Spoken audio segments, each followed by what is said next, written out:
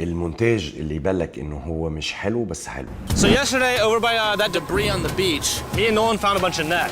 اعتقد ان الراجل ده ممكن ناخده ريفرنس كويس جدا ازاي هو بيعمل مونتاج مش بروفيشنال وسينمائي قوي بس في نفس الوقت رهيب. You let this tarantula crawl on you for 30 seconds? I'll give your mom $10,000. اشهر يوتيوبر في العالم.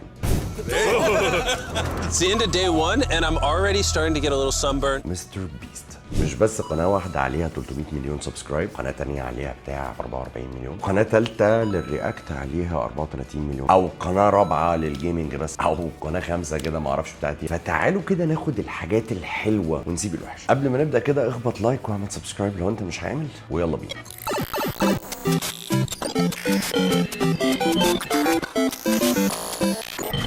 اهلا بيكم في حلقه جديده من برنامج مش توتوريال. اللي ما يعرفنيش انا اسمي مصطفى صلاح بشتغل فيلم اديتور، ودي اليوتيوب شانل بتاعتي. زمان كده يمكن من سنه كان بيطلب مني كتير ان انا اشرح مونتاج الراجل ده. قعدت كتير لما اتفرجت على فيديوهاته وقعدت احللها، قلت هل ممكن يكون المونتاج فعلا لعبه هو بيلعب بيها يشد انتباه اللي بيتفرج؟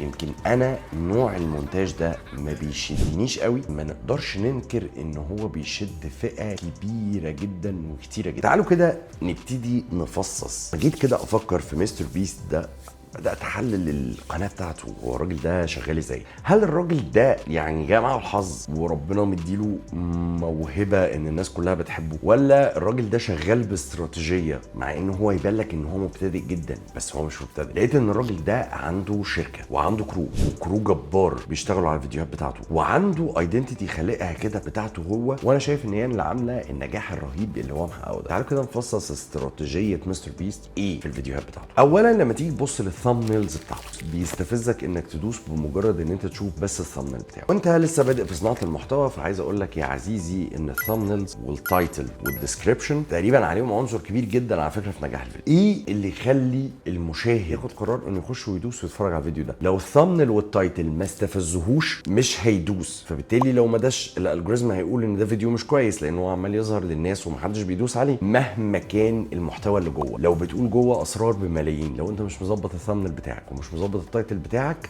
ولا الهوا. وعلى فكره انا عندكم مثال، انا عندي القناه بتاعتي انا دايما بقولها للناس، اقسم بالله انا الفيديوهات الاقل فيوز فيها معلومات اهم بكتير جدا من الفيديوهات الاعلى فيوز، ولكن فعلا الموضوع متوقف بنسبه كبيره جدا على الثامبنيل والتايتل، فهو استاذ في الحته دي. ندخل بقى ايه في الحته الثانيه، الهوك. الهوك ده بالنسبه للمبتدئين هو الطعم اللي انت بترميه من المتفرج. اليوتيوب تقريبا بتكون اول دقيقه هتتفرج على الفيديو ولا لا، فترمي كل الطعم، بتكشف ورقك للحاجات اللي احنا هنتفرج عليها في الفيديو من الاخر. ولازم تكون كاتشي جدا، وطبعا اسلوبك وطريقتك والبودي لانجوج والضحكه والهزار وحاجات كتيره قوي علشان تحسس المشاهد اللي بيتفرج عليك ان انتوا اصلا صحاب، فيبتدي ان هو ينجيج ويتفرج معاك. مش ماشي بسياسه ان هو بيوري المشاهد اللي عنده فالمشاهد بقى ايه يشتري او ما يشتريش، يكمل الحلقه او ما يكملش الحلقه. لا، انت هتكمل الفيديو، ولو مش هتكمل الفيديو لحد الاخر انت هتقعد مع حبه حلوين. وعلى فكره السر ده 90% مونتاج، وهحللها لكم دلوقتي. لما تيجي تبص للهوكات بتاعته اتفرج كده على ده. We're now stranded on this deserted island in the middle of the ocean. او بص على ده. Living in this $69 million art house that's built to withstand a literal tsunami. او بص على ده. شوف الهوك ده كمان. This is a bathtub full of snakes. Hey there, little guy. لما تيجي تبص على الهوكات بتاعته هتلاقي ان لازم في كل ثانيه في حاجه جديده بتحصل. في فيجوال بيحصل هنا او فيجوال بيحصل هنا، في زوم ان، في زوم اوت، في بي رول اللي بيجي، في حاجه ملهاش اي علاقه بالتوبيك. You don't need to make billions to be happy. You just need to be able to afford a bidet and a heated toilet seat. في واحد بيدخل يقول كلمه ويمشي، يجدد لك الريتم بتاع الفيجوالز والودن، فتبقى قاعد طول الوقت انت عامل كده. He claims it again. ما انت عقلك اصلا عمال يستبلش في حاجات كتيره جدا بتطلع. يعني بمنتهى البساطه بيعتبر ان اللي قاعد ده مش هينفع ان هو يحس بملل خالص، فلازم اشده واجذبه في كل حاجه. هنا عندنا وقت. لو جيت سالتني في ذوقي انا الشخصي، انا ما بحبش المدرسه دي، ولكن ممكن العب بيها في اوقات واسيبها في اوقات. يعني انا بصراحه لما باجي اتفرج على فيديو بالمنظر ده بصدع وبزهق بسرعه، ولكن ده انا. في غيري كتير قوي بيحبوا المدرسه دي، زائد مونتاج الجيمنج. مونتاج الجيمنج اكتر حاجه في الوجود بيحبها المدرسه دي، لان معظم الناس اللي بيتفرجوا عليك تينيجرز او اطفال بيحبوا اللعب والهايبره، فمهم جدا ان انت تهايبر معاهم. يعني ما ينفعش اللي قاعد في الحلقه بيعمل الريفيو او بيلعب اللعبه يعني يبقى قاعد هادي كده وبتاع مش عارف ايه، لا لازم يجعر وينعر وبص وهات وتعالى ولا او بص ويعمل لك اكشن. وفي نفس الوقت لو لعب بقى بشويه اوفرليز من اللي عمك بيست بيعملها هيلاقوا ان الموضوع بقى فيه هايبر فايب حلو قوي. Come on, baby. Distance. Oh! Get out of here! Dang, he beat us. What? You're such a cheater. السر التالت دايما اللي هو بيستخدمه هو اللعب بالتكست. الكتابه، التكست اللي بيستخدمه سواء فونت او حجم برضه مختلف. جرب كده اكتب على جوجل مستر بيست فونت، هيطلع لك الفونت بتاعه من كتر ما هو عامل ايدنتيتي لشكل المونتاج بتاعه. هو صايع برضه بصراحه. An idea. I'll be back. Okay, all right. We'll check in with that later. ان هو لما بيجي يكتب ما بيكتبش الكلام كله، هو بيكتب كلمتين. ده برضه علشان يساعده ان هو كل ثانيه يبقى عنده فيجوال كتيره. فلما هيقسم كلمتين هتلاقي نفسك انت وانت قاعد بتتفرج عمال تروح وتيجي مع الفيديو. اسرقوا الافكار دي مهمه جدا وهتفرق معاكم في شكل مونتاج الفيديو بتاعكم. عندي سؤال، والله اللي هيجاوب على السؤال ده اللي ياخد مني حته جايزه. المونتاج بتاعه ينفع مع الكونتنت بتاعي؟ ولو ليه؟ ولو لا ليه؟ اللي هيجاوب على السؤال ده ويجيله اكتر عدد لايك على الكومنت بتاعه ليه عندي جايزه جامده قوي وهوصلها له لحد بيته. Make a will. I want you all to take a camera and let us know if something were to happen to you, what would you want to happen with your money?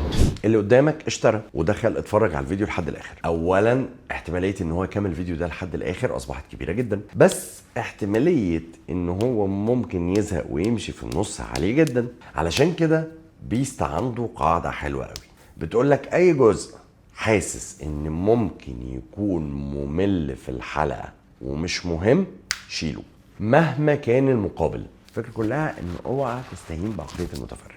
لو حاسس ان هي مهمه جدا بس اتقالت بطريقه ممله ومش عارف تكسر معاها قواعد شيلها. من الحاجات اللي ناس كتيره بتفكس لها وبتكسل معاها، وانا عارف ان هو بيكسلوا معاها، هو الساوند ديزاين والميوزك. هو مش عارفين ان هو عنصر جبار ومهم جدا في الفيديو، بالذات لو انت عايز تحرك الفيديو بتاعك وتخليه مش ممل. من الرغم من ان فيديوهات مستر بيست كده لما تيجي تبص عليها ما تحسش يعني ان هي منتجاه جباره، يعني تحس ان هي يعني معموله بطريقه رفلي كده سهله، يعني مش موضوع، بس بيهتم بالساوند ديزاين بشكل مش طبيعي. بيهتم دايما ان انت طول الوقت شايف وسامع. The snakes? I'll give your mom 10 grand. Are you gonna want to do it? Dude, your mom's gonna be so excited.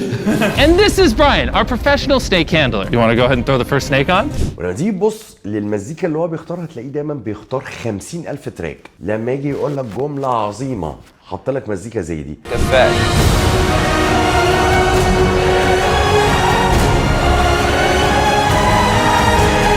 ولما يجي يقول لك حاجه حزينه جدا تلاقيه راح جاي حاطط لك مزيكا زي دي. So you built this place? Yeah. By yourself? Yeah, I brought boards and ولما تيجي تلاقيه فرحان تلاقيه راح جاي عامل لك مزيكا زي دي. Go wrong. I'm about to jump off a yacht. I love you, Jimmy, if I don't make it.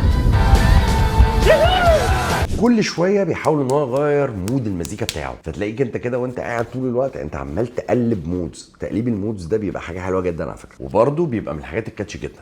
ومع ذلك يحب بقى يلعب ايه بالاوفرليز بقى، نار من هنا على يروح جاي عامل 3 زوم ان ورا بعض على 4 زوم اوت ورا بعض، كل ده مع رياكشنات وشه. يعني مثلا ما ينفعش ان انا دلوقتي حالا وانا بتكلم معاك اعمل 3 زوم ان، ما لهمش لازمه، بس ينفع اقول لك ايه وبص لقيت بقى الموضوع ده، فتروح جاي عامل 3 زوم ان.